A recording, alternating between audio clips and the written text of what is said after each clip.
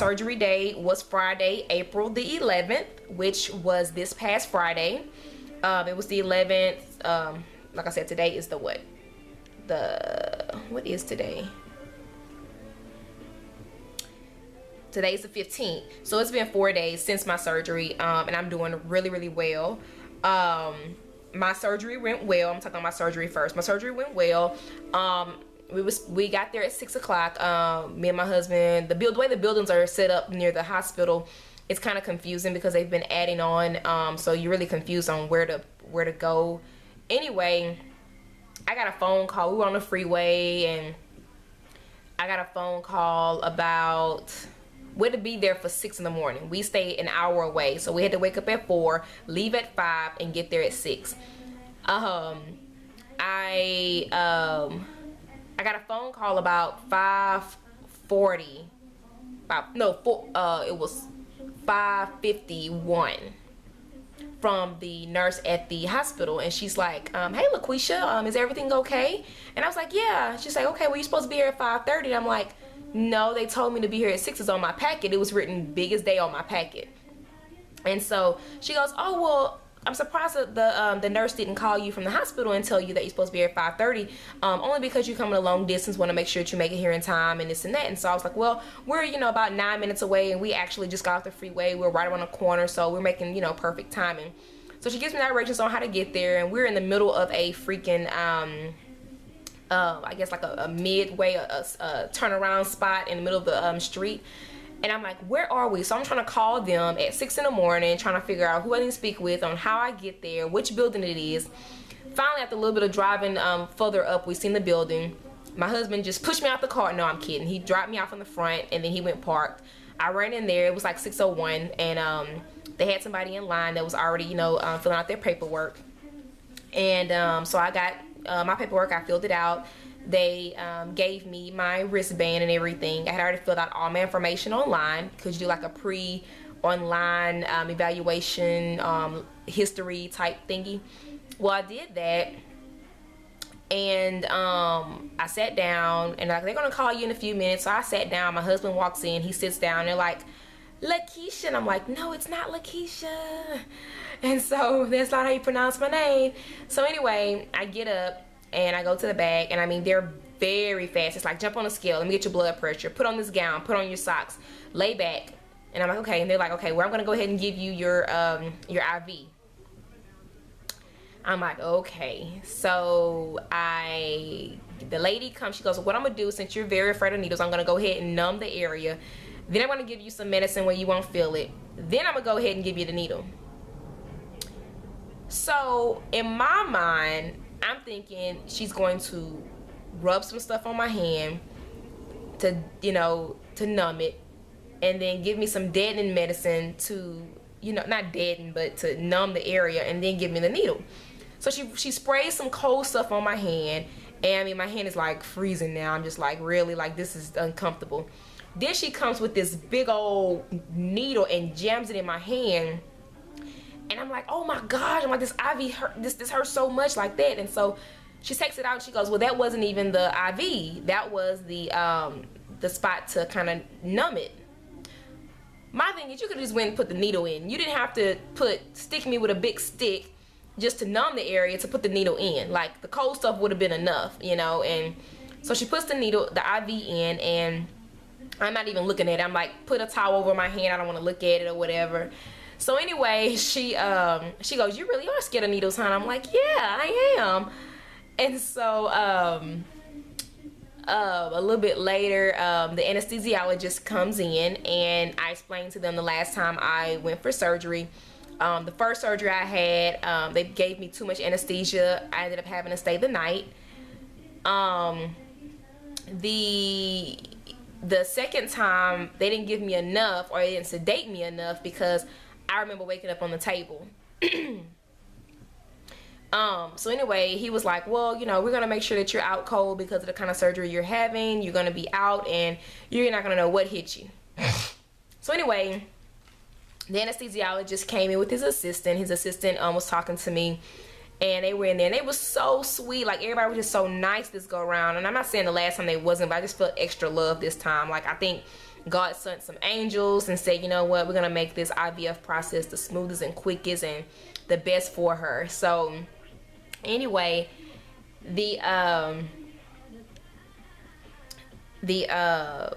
so I asked, I was like, well, when my husband, you know, when is my husband gonna be able to come back here? You know, like, I need somebody back here with me. And so my husband comes back there, and within like a few seconds, they're like, well, we're gonna go ahead and give you some stuff to relax, and once you relax, then we're gonna go ahead and give you the you know, the anesthesia or whatever.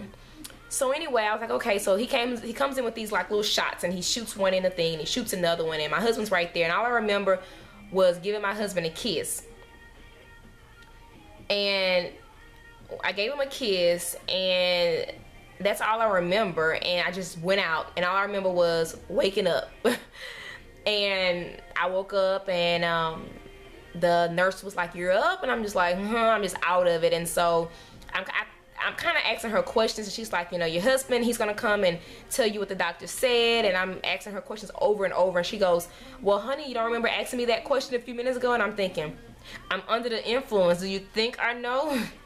So my husband comes in, and I'm so happy to see him, and I'm asking him what happened, and he's laughing, and he's cracking jokes at me because I'm, you know, just out of it, loopy.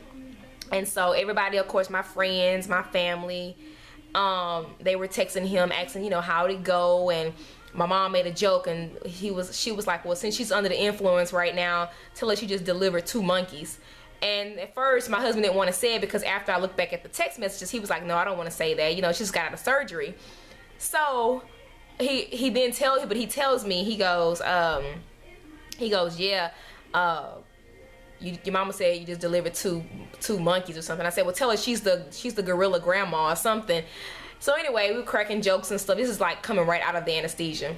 So of course they want you to use the restroom. So I went to the restroom, and I've been through this twice before. The first time I couldn't use the restroom for almost a day. Like, I was just like, can you just come out already? Like, I was about to take my vajayjay and throw her out the window because she was not cooperating, her and my bladder. So anyway, I went to the restroom, and I used the restroom, and then once I sat back down, I started throwing up. I did that for about, I believe, I think that whole day I pretty much threw up all day. I tried to eat something, I threw up, you know, and I just, you know, but anyways, I threw up, and I already had my prescriptions filled, which they give you an antibiotic, they give you 2 nausea medicines, and they give you 1 medicine for pain, which I don't really like taking a lot of pain medicine, because I don't like the way it makes you feel sometimes. So anyway, I'm sorry, it's a lot. I like to tell every detail, because when I watch a lot of YouTubes, I'm like, okay, tell about this. Like, you didn't say that. You didn't say that. Like, what happened? So I like to be very detailed and detail oriented, so that way, you know, you do get the whole gist of the experience. So anyhow, they said, well, you know, you ready to go home? I'm like, yes, I want to go home. Like, I just want to get in the car. I want to go in my bed. I want to lay down. I just want to go home. So anyway, the lady helped me put on my dress that I had. I wore a maxi dress there because it was very, you know, comfortable, and, you know, it wasn't touching nothing. She helped me put on, you know, my underwear, and, you know, gave me a pad for spotting. She was very helpful because she was changing me like I was a newborn baby. She put my underwear on. She said, can you lift your bottom a little bit? Like, I didn't think I was ever going to have to get changed at 30. Okay, but she helped me put on my clothes. She's like, you want your bra? And I'm like, the heck with that thing. Look, I need to go home. So anyway, my husband pulls up. She wheels me in a wheelchair. I walked, you know, to the car. Which I walked from the wheelchair to the car. It's on like maybe 2 steps. I get in the car, and I lay back, and I think I was up pretty much. I think I was up to pretty much the whole trip. Yeah, because I remember going in and out, but I remember like stopping at some of the tollways and so forth. So anyway, we got to the house, and I live up 2 flights of stairs. So I walked up like it was nothing. The first time I had a surgery, I felt like I was an old grandma. This one here, I walked up those stairs, went and got in the bed, and every time I got up and I sat back down, I had to throw up. So anyway, got home, I tried to eat a little bit because I hadn't eaten since before midnight that day, that night before. And so I got into bed. Everybody was texting me, asking me what was going on, calling me, and I ended up taking like a 2-hour nap between 2 and 3, 2 to 4 maybe. I don't know, I think it was like maybe an hour and a half, 2-hour nap. I'm not really good at taking naps. I don't know why, but I just don't take naps easy. Like right now, I need to be taking a nap. I should be taking a nap, but I'm up cleaning and took a shower and all the other stuff. So anyway, hold on, my phone's ringing.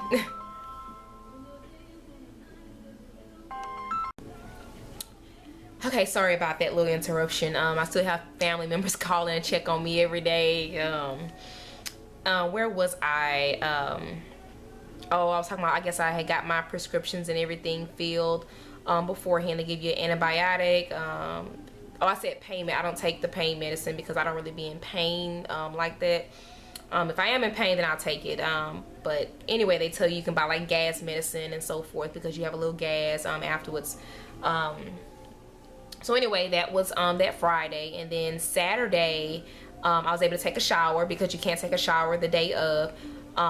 Well, I took it that morning before my surgery, but you can't take it after your surgery. So I took a shower on Saturday. Yeah, on Saturday, and I was able to look at my bandage a little bit closer and look and see, you know, what they did and stuff. And I have 3 incisions. I have one in my belly button area. I have one on my left side, near my left tube, where my left tube would be, and I have one in up right above my pubic area, where they cut. So it's not any big incisions or whatever. And they also went in the vaginal area as well. That was what, Saturday. Sunday, my mom actually sent a plate home because Lord knows my husband does not cook, and I just, you know, still didn't have, I mean, I was moving around, but I still didn't have the extra strength to try and cook a Sunday dinner. So anyway, he left, and then when he came back later on that night, I had took another shower because I had I was spotting some still. I didn't, and the thing is, like, I bled a little bit the day of my surgery, and that was it. Like, pretty much after that, I kind of did like a little spotting, and I think some of the spotting was from like where they went in with the catheter, the catheter. I can never say that word, and the little stent thingy, whatever. But anyway, it went away. I haven't had spotting for the last, what, 2 days? Yeah. So anyway, Sunday, that's when I experienced the worst gas pain. Like, from the time I had my surgery until Sunday, I had like a little bothersome in my shoulder, like just a little bit, but nothing to be like, oh my God, my shoulder, nothing. Gas was flowing out. I was passing gas like crazy. Sorry if it's TMI, but I was passing gas, and but I knew I was gonna be, you know, very gassy. Well, Sunday night, and we were in the living room watching a movie, watching something, and I was like, I'm getting sleepy, get ready to go to the back. My stomach had kind of been bothering me, and I get to the back, and I'm like, oh my gosh, like, I feel like, oh my gosh, it is really painful. Like, oh my gosh, it's gas.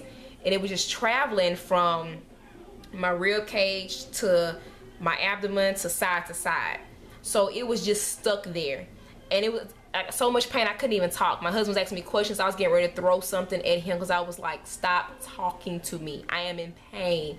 So he goes, I'm about to call 911. I'm like, it's gas, just leave me, just stand there and just look at me, just don't say nothing. So he just didn't understand how much pain that gas is. Like, that was the worst pain ever. And so I'm rocking like this on the toilet. I'm doing all this stuff, I'm like, please, Lord, please, Lord. It felt like I had a Charlie horse. You know, when you get a Charlie horse and you just like, Lord, please let the pain go away. So I ended up, I stripped down to nothing. I was just in so much pain. I stripped down all my clothes. I'm on the toilet. I'm just like, please. And then you're told not to push because they don't want you to mess up anything on the inside. So I'm just like, okay, am I constipated? Am I gassy? Is it just not wanting to come out? Is there any blockage? Is it ever gonna come out? Like, I was on the toilet for almost 30 minutes. My legs started getting numb, and I'm just like, oh my God, like, what am I gonna do? Have indigestion. Like, now my body's trying to get used to eating after that anesthesia. So anyway, finally I was able to use the restroom. I was able to do number 2. And I had done number 2 actually the day of my surgery. Like, after I had my surgery, when I came home, I actually was able to, you know, have a bowel movement, and that's kind of strange, but it happened. But anyway, yeah, so Sunday night after I used the restroom, I had got up. I thought I was all done. I got up and I was just like, oh my gosh, like, there was just so much pain. So I started feeling kind of again, like I was having a stomach ache. And I think what it was is because my mom had sent me a T-bone steak, potato, and corn on the cob. And I feel like everything I ate couldn't process as fast. And I was so hungry. I was eating so fast. And, you know, with the oil, the grease, the butter, you know, all of that, I feel like my stomach was just like, I can't break this down as fast. And so it made me miserable, and I had to use the restroom. And then it went from couldn't get it out to now it won't stop coming out, you know. And like I said, it's TMI, but oh well. And so anyway, so after that, I ended up, I was like, you know, you need any help? I was like, no, I'm fine. So after everything came out, I was okay. I went and took me a shower, and I mean, I stayed in that shower for I don't know how long. And I got out, I laid down, and everything was pretty much fine. My nurse called me today. Today is, like I said, the 15th, I guess that's what I said. My nurse called me earlier to check on me. Wanted to make sure everything was going good.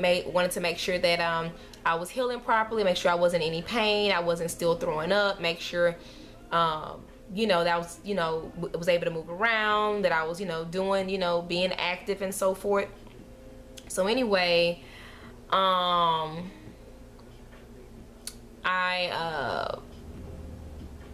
want to say that was pretty much it. And as of today, I removed my bandages today, the big bandages that they had over them, and I still have like the little small square little bandage, a little small white bandage over it. So I haven't taken out completely to see the stitches, but I do want them to be able to kind of dry out, get some air, because, you know, as we all know, air does heal, you know, wounds and stuff. So I haven't like worn undies in about 2 to 3 days, because it kind of irritates that little area right there, you know, the pelvic area. Plus it, you know, it gives it time to heal as well down there. So like I said, I'm not spotting, I'm not bleeding at all. I have no discharge. I have nothing coming from down there. I've been not wearing underclothes, undies since, like I said, for 2 or 3 days, and I've had no discharge, no nothing. So I feel like everything's going well. I'm very happy. I'm excited on how things happen. I do go on the 30th for my post-op, and I am very excited to see what my protocol is going to be for the next month to 2 months.